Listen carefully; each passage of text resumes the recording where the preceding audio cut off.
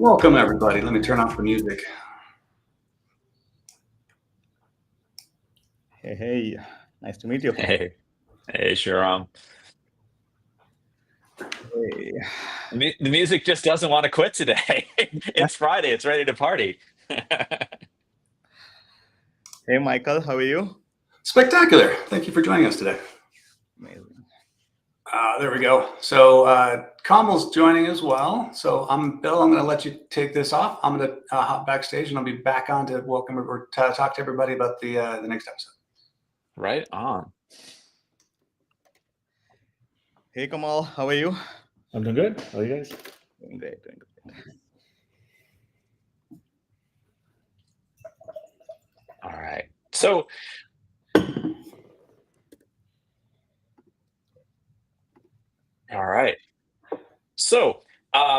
with a little bit of extra music in there today, because it's Friday, we have a special episode coming with for you today for SaaS Mondays on Fridays. Now, if you saw the advertisement, we talked about agent swarms with Rox AI, and we are going to talk about that. But I'm going to go rogue on you here a little bit. We're going to change the topic up. And what I really want to talk about today is the operating systems for one-person unicorns. So I've had a chance to talk to Sharam a little bit. I'm going to give you a chance to introduce himself in just a minute. But I think as I've been thinking about what I know about Omnistrate and Kamal, what I know about Sharam and Rox, it gets me thinking about operating systems for the cloud. And as you guys are listening today, I want you to think a little bit about what it means to operate a business and how that's unlocking the ability for fewer and fewer people to operate bigger and bigger SaaS operations, and whether we can eventually get to the sort of mythical concept of a single person unicorn. So with that, Sharam, I want to welcome you. Thank you for joining today. Why don't you introduce first a little bit about yourself, and then I want to dig a little bit into what Rox is doing and how you guys arrived where you are today. Amazing. Thank you, Bill and Kamal, for having me on the podcast. Kamal and I go a long way, about 10 years now. My history and Kamal's has been kind of intertwined for a while. After I graduated here from Wisconsin, doing my research in databases, I joined Amazon AWS, building Aurora with Kamal there for 7 years. Kamal and I, we scaled the business from like $0 to $1 billion in revenue by the time we left. And then went to Confluent, building Apache Kafka, cloud native systems again there. So my journey has been building cloud native systems as a service so far. Now I'm building AI native systems as a service, and we'll talk more about it. Yeah.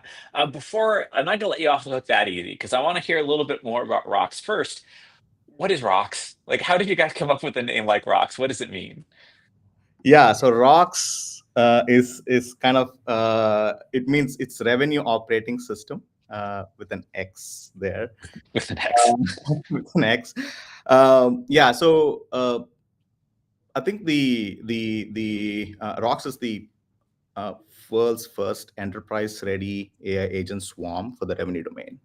What does it mean, right? So I think what me and my co-founders observed in companies that we were in before, me and Confluent and my co-founder New Relic, was there were a couple of transformations that were happening in the industry with respect to the revenue domain. One of them was consumption transformation. Like enterprise businesses were moving from commit to consumption, so which means the underlying CRM was broken because now you need to combine product usage information, support information, and CRM information, all this in one single location. And that kind of broke the CRM, right? You cannot represent like time series data and all this data in a single place. So people started migrating the data from the CRM into the warehouse. So everything was warehouse native, and then people started powering Tableau dashboards on top. So we were thinking that, hey, the warehouse is the new system of record. So which is kind of the operating system on which all the revenue side of the house was operating on, right? So we thought, okay, we can actually build the system of record as a service and make it a product. But once we came out, we also saw that, hey, it's not just a system of record, but the system of action that sits on top which is all the day-to-day work that the revenue side of the house does. So, and there, once you have all the data in one place, you can actually power the system of action. That's the day-to-day workflows using AI agents, right? So, so that's what we figured, and we were like, hey, we can actually build the whole thing as a company, which makes it an operating system for the revenue domain. Nice. All right, let's pull Kamal into the conversation. Kamal, I've had conversations with you before, and I've heard you use the term operating system as well when you are talking about Omnistrate. So we're going to continue with this theme. Like, tell me, when you think about an operating system, when you think about, and we call it control plane on the technical side sometimes, but I like this term operating system. Omnistrate is the operating system for what? Like, how does this tie into like what Rox is versus what Omnistrate is? Yeah, the way I look at it is, first of all, the control planes are nothing but operating system for software distribution channel. So you have an idea, you built your application. Now you have an application. How are you going to distribute it to the rest of the world? And so you need different distribution channels to be implemented. And the software industry, those are on-prem distribution model or BYOC distribution model or PaaS, SaaS, and there's a new concept of agentic SaaS. So the different forms of distribution models. And so how do you now implement that at scale is what control plane does. And so we call our control planes is nothing but an operating system for software distribution channel. Now, how does it connect? I think the way I like to think about it is, I think Rox is an operating system for on the revenue side and for the or for the sales. And then once the sale or the aspects about the sales, when you look past from the point of operations or point of delivering the product, that's where the control planes come in, that are the typical what we call in the industry. And so that's where the software distribution mechanism comes in. In the thing that ties, in my opinion, at the end of the day, is still the tenants. So the tenants are the common threads across that are flowing through their prospects that turn into a paid customers. Then that gets given to essentially the same set of customers are now part of the where the customer or the product is distributed, and that's where the control plane comes in. Nice. All right. So let's tie these things together into a story because I'm ambitious. So as everybody knows, I work for the AWS SaaS factory. Not trying to quit my job here. I'm doing really well. Don't fire me, AWS. But hey, I've got ambitions here. I want to start my own company, and I don't want to share with anybody. I'm really greedy. I want all of the money. I want to take my company and I want to turn it into a unicorn, get $1 billion in revenue, and I don't want to share it with anybody. I want it all. So hey, I'm on a developer journey. I'm a smart guy. I know about console. I know that there's lots of cool tools out there like Cognition that would let me go, Amazon QCLI. See, I can keep my job now. I advertise an AWS service. I'm just going to go build an application. But I understand, as somebody who's worked in SaaS, that's not enough. There's going to be different roles out there that, there's sales, there's marketing, there's DevOps, there's finance. I don't know how to do most of those. See, and this is where I think this is an interesting conversation today. We've got a couple different products on the table today that are operating systems. If I use Rox, I might be able to, as a one-person operation, manage sales. If I use Omnistrate, I might be able to manage all of my DevOps and get further along in my journey. So kind of let's think in terms of this today. I'm on this developer journey where I want to take my application. I'm going to try to unicorn this application. And I want to do it without having to scale up to meet all of these different roles that we traditionally need. Even for a SaaS business where we're trying to be lean, I'd still need a CFO. I would still need a CTO, a CIO. Like, what are the different operating systems that we're kind of missing that get me from where I am today, sitting in front of my AI chatbot, building an application, to this unicorn of a business that is going to let me buy my own island and retire? Like, how do we get there? Like, what are the missing pieces? And so first, Sean, let me go to you. Where do you think we're missing in terms of this conversation? And is it even possible? Or is this just pie in the sky? Should I just go hire 5 people and start my own business? Yeah, that's a great question. I think the $1 billion, a single person unicorn has been something that the Valley has been floating for quite a while. And I personally believe, I think we're much closer to it than we think we are. There are different pieces of the puzzle that are coming together, right? It's still early stages, I would say. I would give that, but if you are in it and if you're in the trenches building it, you can actually see it coming, right? For example, coding agents or co-pilots, they are probably running 2 to 3 years ahead of all the operating systems out there. And we can dramatically see like productivity improvements in Rox specifically, right? We like every engineer is like, if you poll, which you've done, is like everybody's like 2 to 3x more productive than where they are, right? So the number of people that is needed for you to actually build a unicorn is shrinking, right? So from an engineering perspective, it's already happening, right? You don't need so many people to build these systems. So as you said, like once you have an idea to wireframes to actual code is kind of the process getting much more streamlined today, right? As you ask, what is missing today? Is two things, and we have two people here who are doing those. One of them is like once you have the app, how do you like deliver deploy it to wherever you need to be deployed? There are customers who still want it to be in-house canopies because of compliance and stuff, and they also want it to be in multi-cloud, and that's what Kamal and the team are kind of like enabling people to do. So that's the operating system, right? We come on the other side, which is like once you have an idea, you've deployed it, and people are starting to use it, then how do you actually like do you kind of do an upsell, you do a cross sell, and then kind of take do an enterprise motion for taking the customer through the journey, right? So if effectively all these AI agents that we build orchestrating with each other to kind of automate out the revenue side of the house. The other systems that you can think of is there are companies out there who are building on the legal domain, like Harvey, for example, and then there is Jasper and other people who are building on the marketing side of the house. And there are a couple of other people who are building on the finance side of the house, right? So every vertical is kind of there are AI agent startups that are building.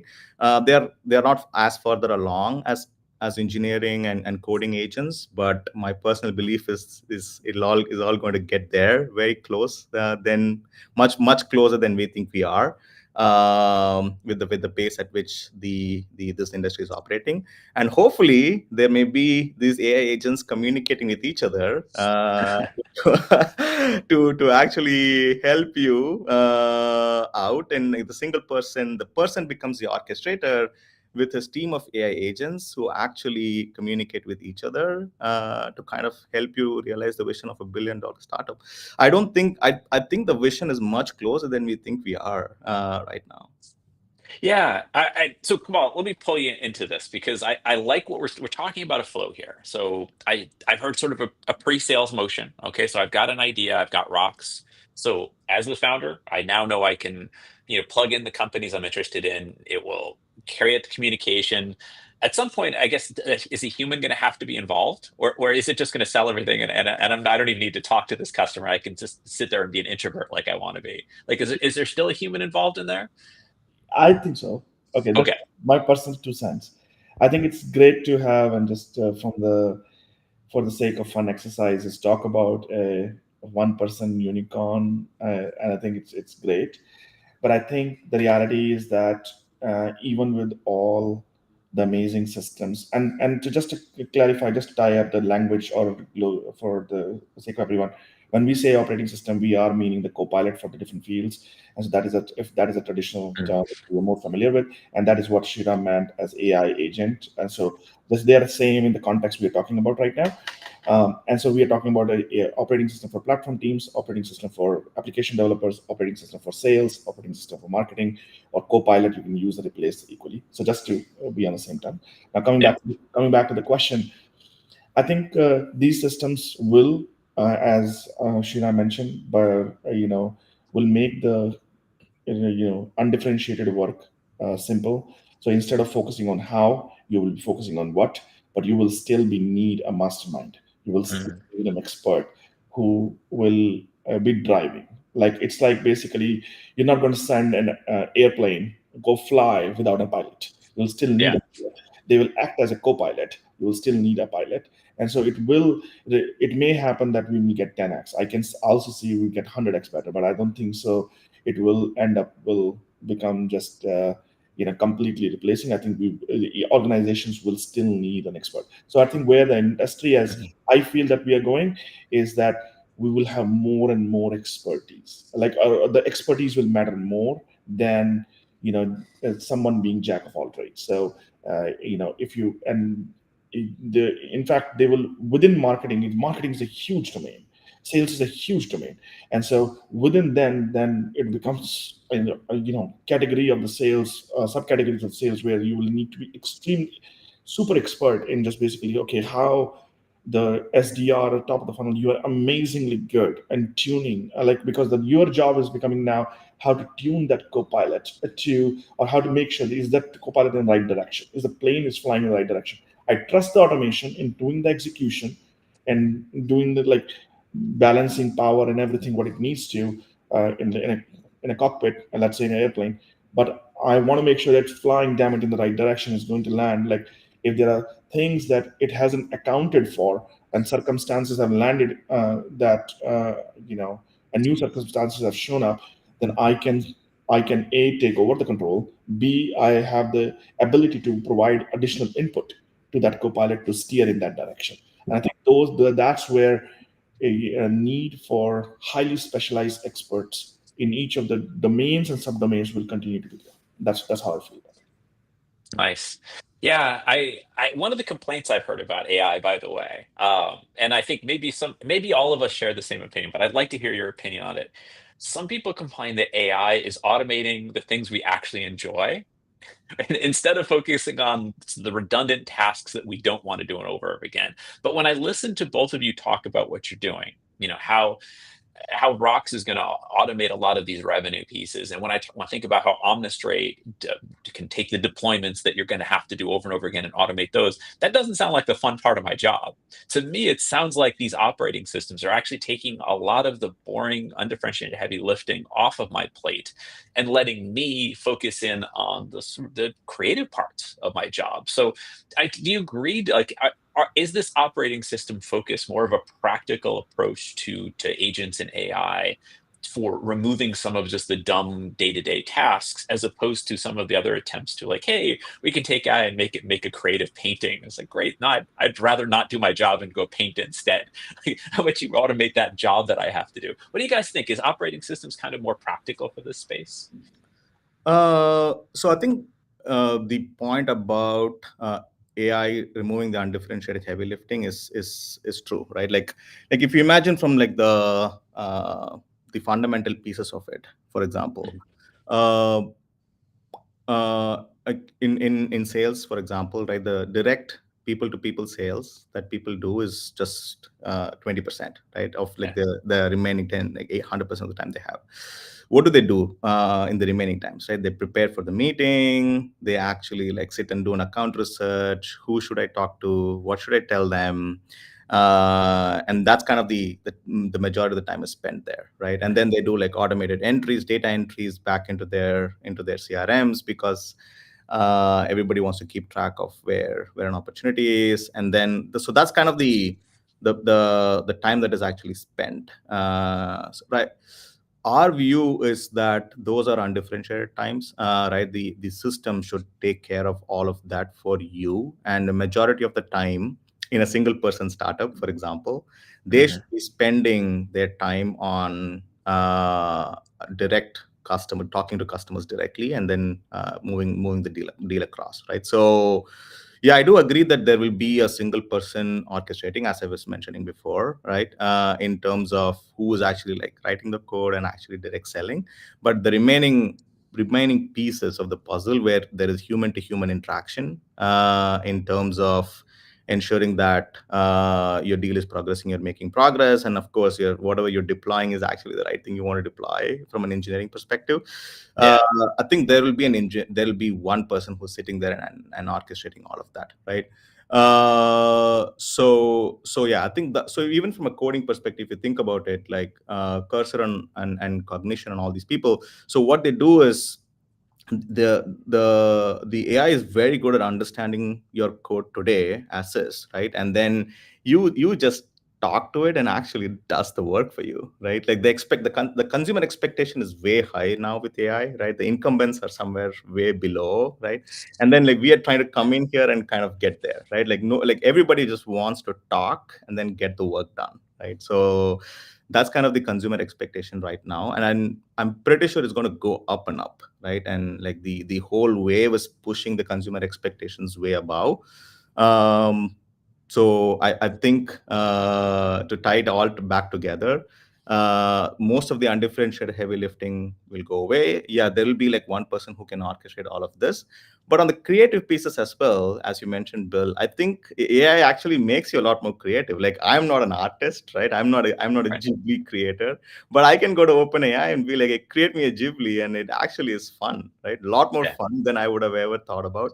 So I think it kind of unlocks a lot of people who have ideas but don't Mm. have the craft of or don't know how to do it.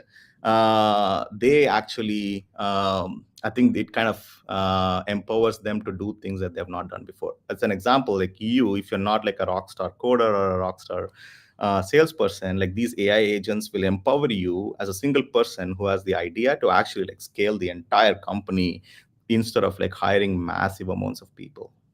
I like that. I like how you put that too, and that really fits in well with our theme, right? Like so now, yeah, I've never sold anything in my life. I think when I was in high school, You I should, worked at a you should use deli and I sold sandwiches. Like that just probably not going to help me sell my product. So that's exactly where something like Rox fits in. It lets me focus on what I do well, maybe providing value through software for my customers, whatever that is. I focus on that and let the agents sort of take over and do the stuff that maybe I wasn't capable of doing in the first place. And it isn't just about heavy lifting. It's also about creating capabilities for people that might not have them natively. So that's pretty cool. That's a good perspective on that. What do you think, Kamal? Yeah, I think that I was going to actually say the same thing, but I'll double down in a slightly different way. Uh, if you look at 200 years ago, humankind, there was no internet, there was no sort of communication, and so the information flow was pretty isolated. And anything, everywhere in the humanity, we were pretty much repeating. Different countries, different regions, localities will repeating the same thing. They're discovering the same thing, and the not able to come together to solve the higher purpose problem for the society. As internet came along, it became or some sort of communication channel came along with telephone, it becomes 10x better. Internet came along, it becomes 10x more better. I say AI is another era of that. On top of internet is going to make it 10x even more better, or maybe the mobile was there in between, made it 10x more better, and now AI is even making it another 10x better. And what is happening at every step of the way is we are democratizing the shared knowledge as humanity to come together. So now, when a newborn is born, it's a lot of that information is available to them, which was not available. Like if you go back, it by I would say 3 or 4 order of magnitude was harder to get 50 years ago than what is possible today. And because of that, because they have access to that knowledge, because they have access to those tools, they can be part of the larger community as a humanity to solve the bigger problems, to solve the higher purpose problems. And I think that's how I like to see it. I think we are just democratizing more and more, which means that we as humanity, to your earlier question on whether some people find it,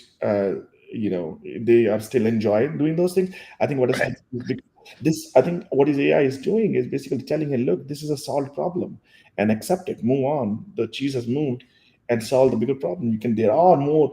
Do we have shortage of problems on this planet? No. So solve the bigger problem. Then there is Right. no point in solving the same problem, and the speed at which we can move as humanity together has changed, and let's accept that. Nice. Nice. I like that. All right. So this was a little philosophical, right? Talking about how this is, changes my experience, allows me to do stuff. I want to focus a little bit on some of the practical aspects of what an operating system really does.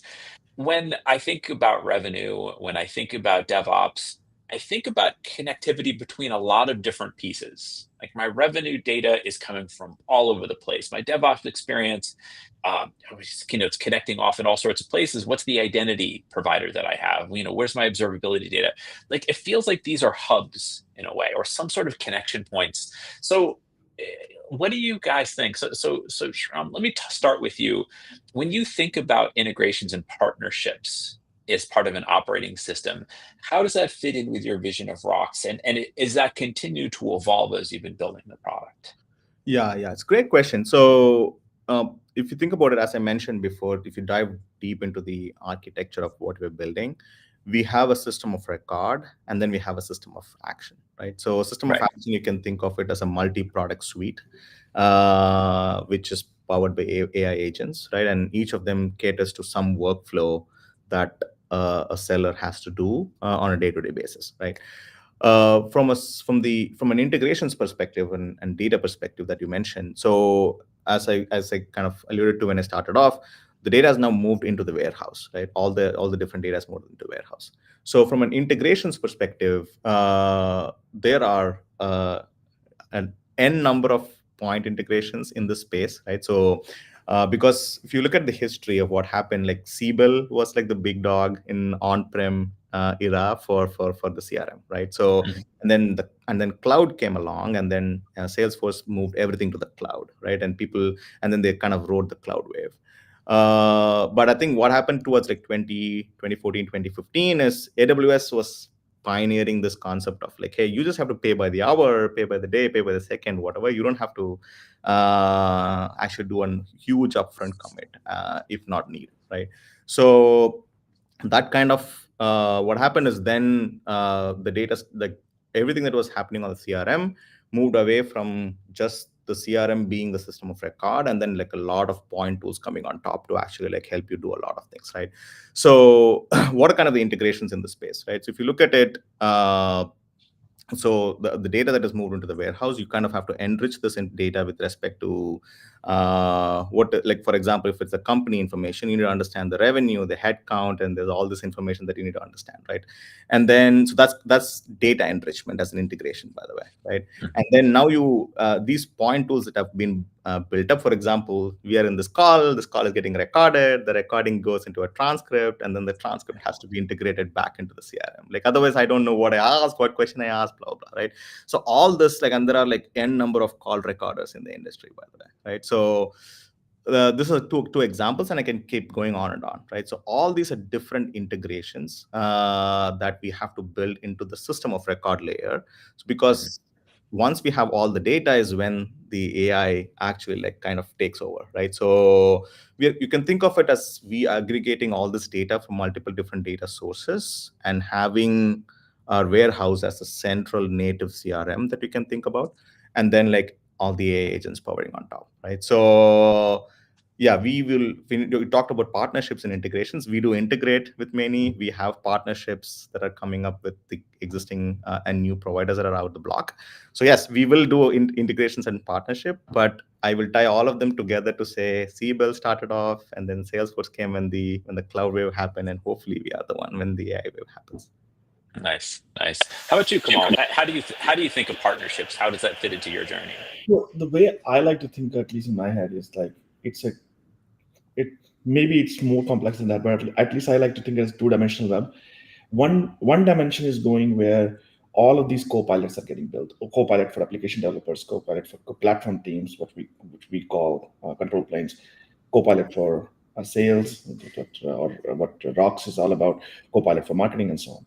But then there is another dimension of the endpoints. And when I say endpoints, I mean integration points.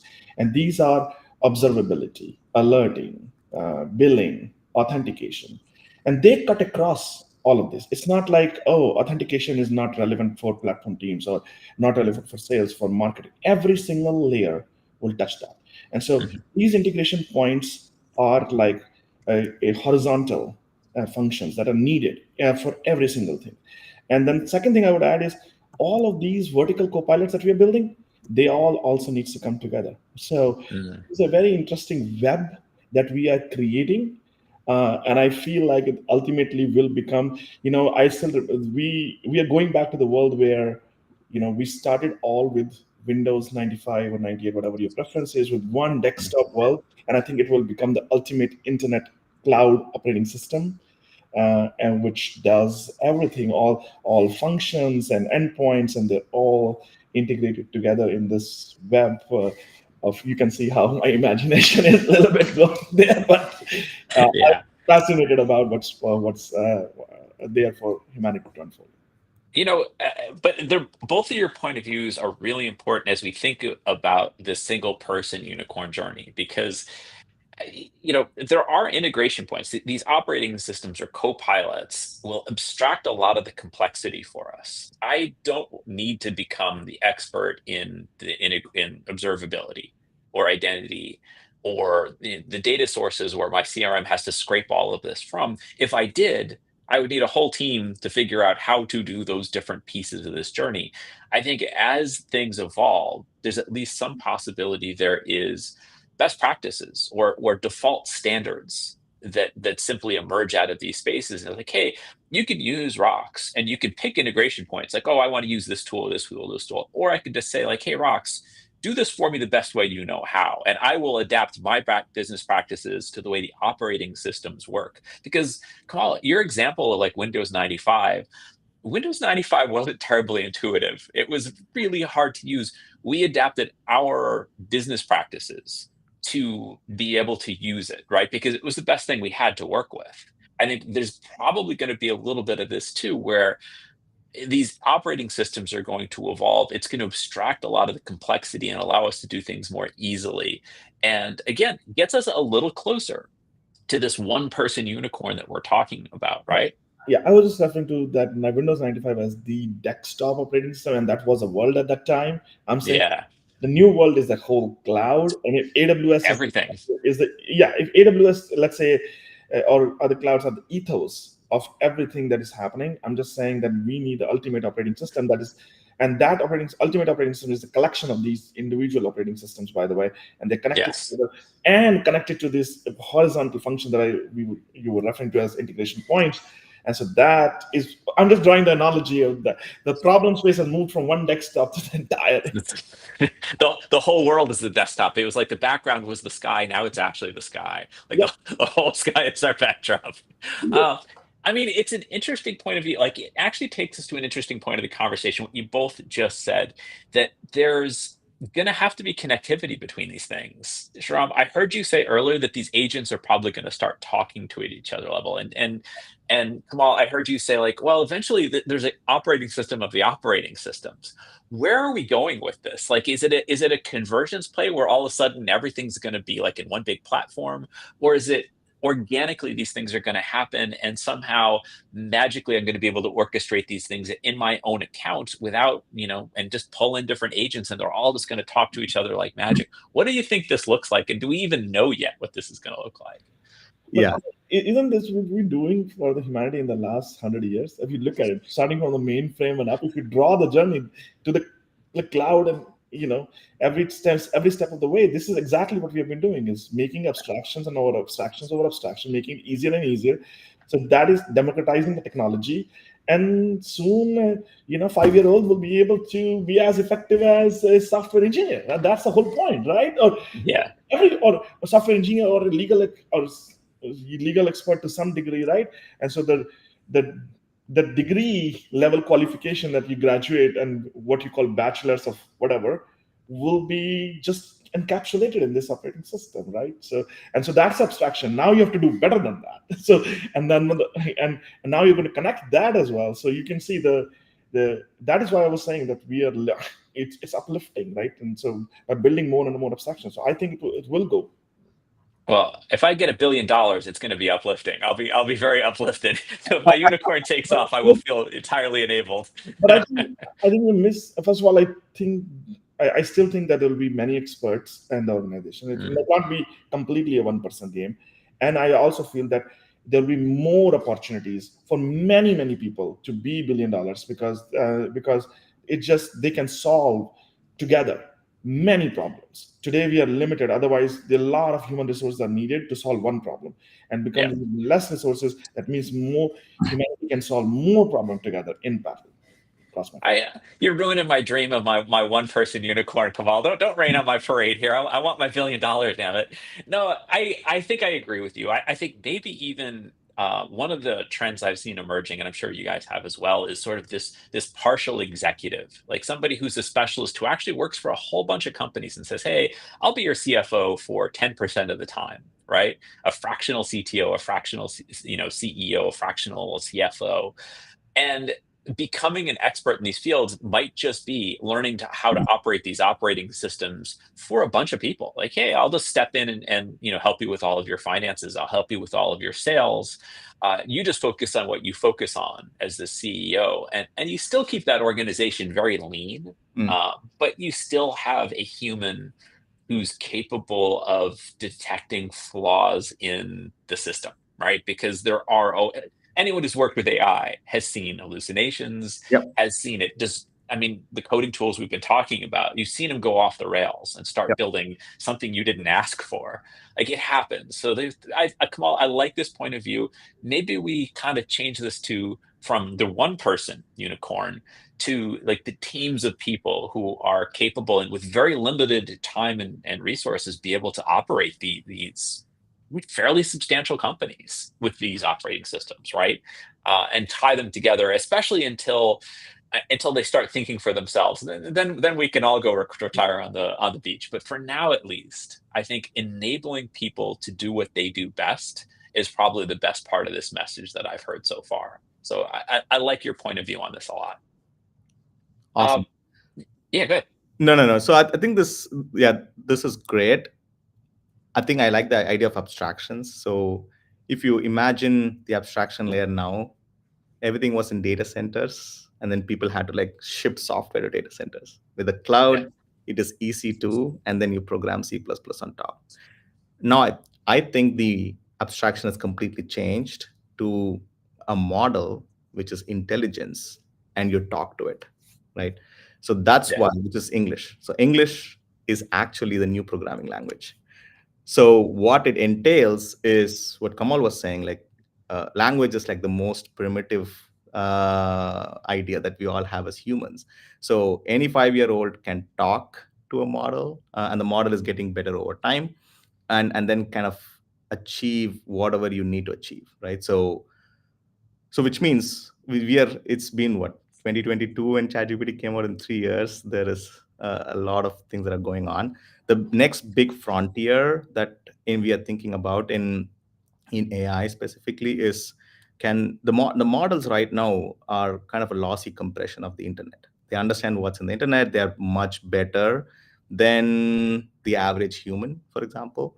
And that was kind of what LLMs were able to do, right? Now with reasoning that has been introduced, LLMs can actually deep reason over a long horizon, and effectively they can do a lot more than what average human can do. In the kind of, you can see it in humanities last exam and all these benchmarks, they're actually doing way better than in terms of like the basic skills like math and science and stuff like that. If there is a next big breakthrough, and I'm an optimist, but if that happens where LLMs and models can figure out stuff that humans cannot even like figure out, they don't even know, they can advance the frontiers of science and technology way more than what we can think of, right? So that's kind of what everybody's chasing towards in terms of AGI and ASI and all that stuff. So which means they hopefully can get better in terms of the best expert that humans have. And with that, hopefully I'm bringing back your dream, Bill, of being a one-person billion unicorn. These are advancing at such a rapid pace right now that the scaling laws are still true, right there. The models are advancing at a rapid pace. So optimistically, if you look at it from that angle, yeah, I think it's not far off. It'll happen in quite a while. The other thing is the integrations piece that you talked about, bringing back all of us to that point. That yes, so right now there is MCP and A2A and all that stuff that people are talking about. Today it's kind of up in the air, where A2A is agents to agents protocol that Google came up with. So those are not yet there, in my opinion, right now, right? But again, this is all going to advance at such a rapid pace. Who knew in like 2 years the whole world is going to be on AI, right? So 2 years is not a long time, but again, so the pace and at which we are proceeding, I would not be surprised in like next year or the year after these agents start talking to each other and kind of are able to orchestrate much better. It's a great point of view. Let me ask a question for both of you. So I'm sure there's pieces of this puzzle, these operating system puzzles that are missing. If someone else is going to try to build an operating system, whether that's of some role we haven't even thought of yet, what are the challenges as you were learning to do this, as you came up with the idea? What were the signals that you saw that said that we needed this? And then what were the challenges you had in terms of getting the idea off the ground? Was it helping people to understand what you were trying to do? Was it getting started? It doesn't seem like the coding would be the blocker anymore. How did you understand that there was a need for this? And then how did you manage to get it off the ground? And what slowed you down in that journey? So this is, I can talk specific to sales because I understand the domain. So as I was mentioning before, the slowdown part is right now. It's not a replacement yet, right? So what we're doing is we're actually retraining people. So everybody has to adapt to the new world, which is, hey, you don't have to do it the way you've been doing it. You can actually do it in a new way. So the part that's slowing adoption right now is the retraining of people, right? People are still used to their old ways of doing stuff, which is not invalid, which is correct, because they don't trust these systems fully, right? And to right effect, because there is hallucinations and all that stuff that you're talking about, which is actually true. It's not untrue, but I think people have to like kind of retrain themselves to start using these AI systems.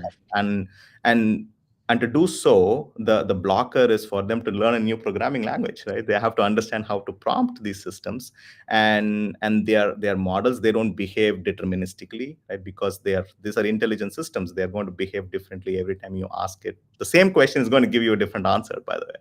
So getting used to this new world where an intelligent person actually like reasons with you on what you want to do is retraining. So once you retrain more people, the existing functions will shrink, but you'll have a lot more opportunities. I personally believe we are in an era of abundance going forward. Hopefully, like UBI and all that stuff will become true or in our lifetime, right? So which means that everybody will get retrained to kind of adapt to these systems, and these systems will become core. These operating systems will become core to whatever we are working on top of. And then there'll be a lot more companies out there. There'll be a lot more ideas that can actually see the light of day. So that's my personal belief. Nice. Now, let me ask you a question. So you run a business. You both run businesses, successful businesses. What's an operating system that you think is missing right now? Could you identify something? Man, I could just go and fire half my don't fire half your team. I could go fire a bunch of people if I just had. Kind of kidding. Please don't fire anybody. But is there something where you're like, geez, like finance? You mentioned legal. I've heard marketing. I've heard sales.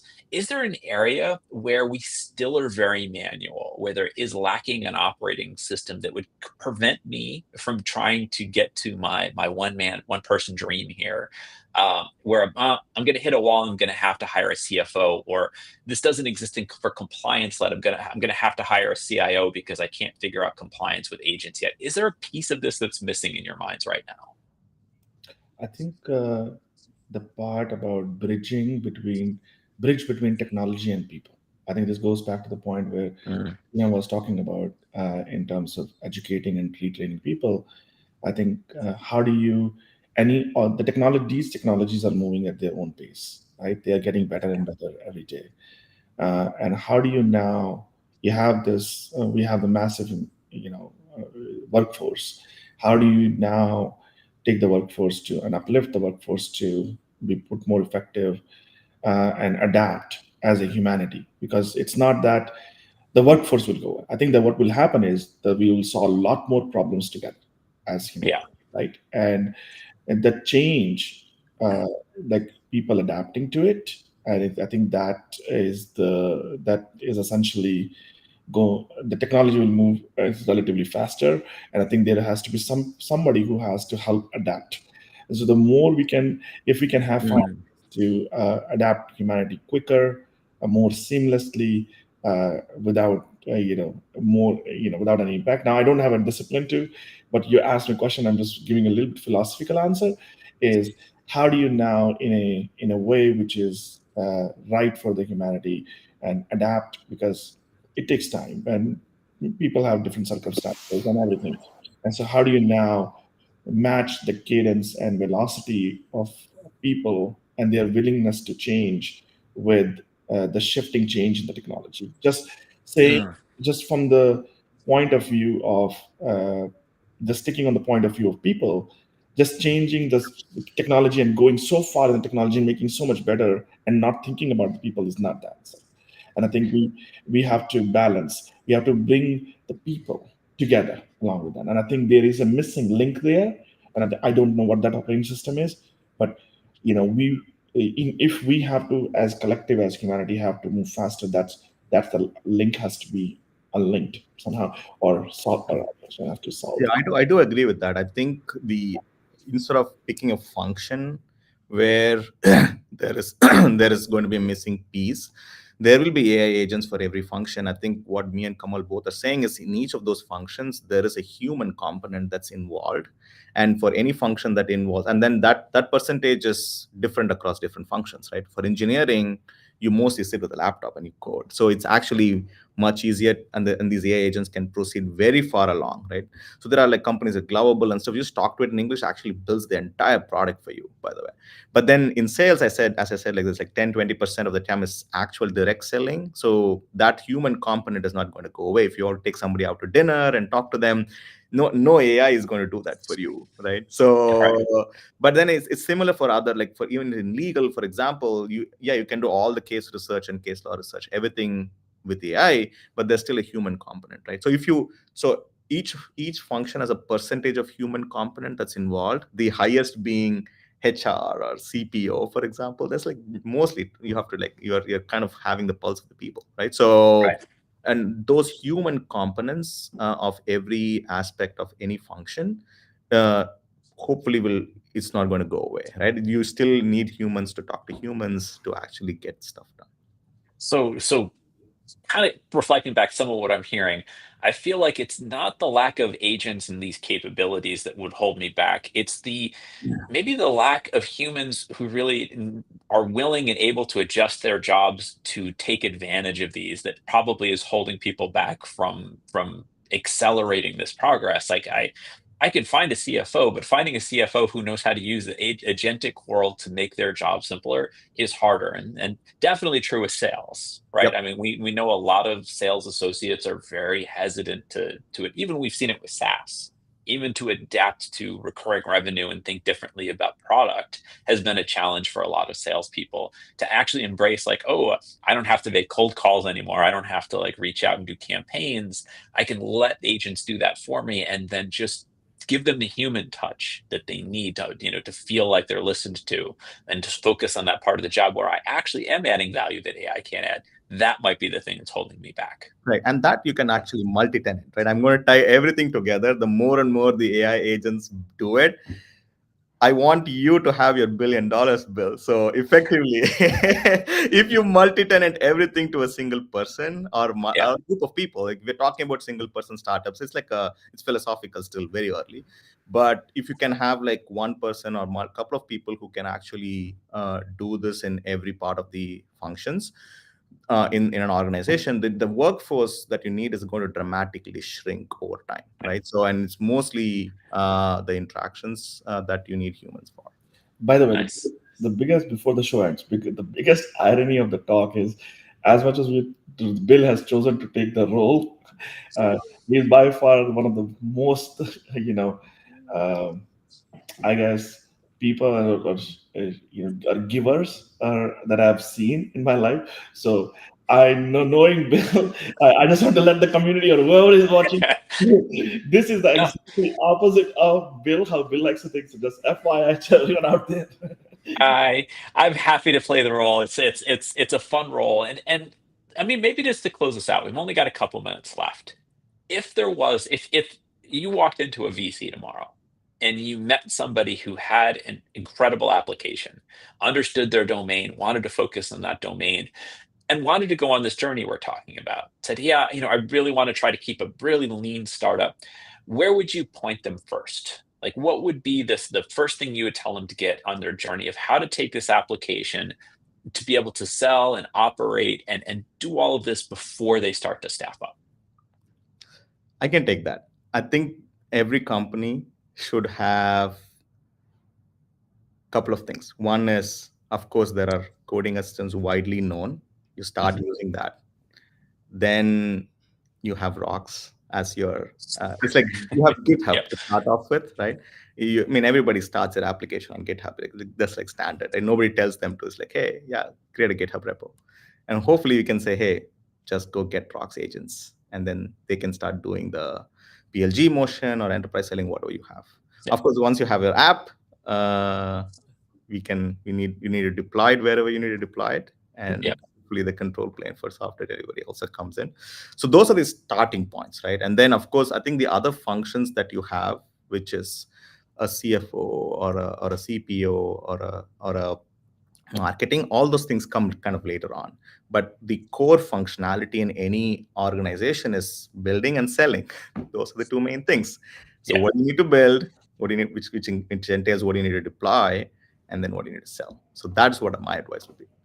I'm going to close it. Come on, I'm not even going to give you a chance to interject on this because that's a perfect place to close this. If you are thinking about this, we've brought in two great guests for you today.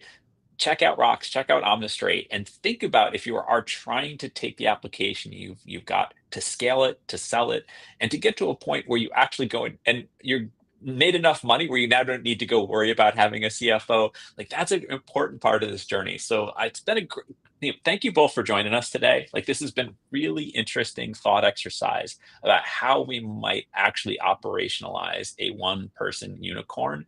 Whether that's the real goal or not really doesn't matter. The ability to take these agent-driven operating systems, simplify what we're building, and focus on the core value of what we do, I think that's a great message to end with today. So thank you both for joining.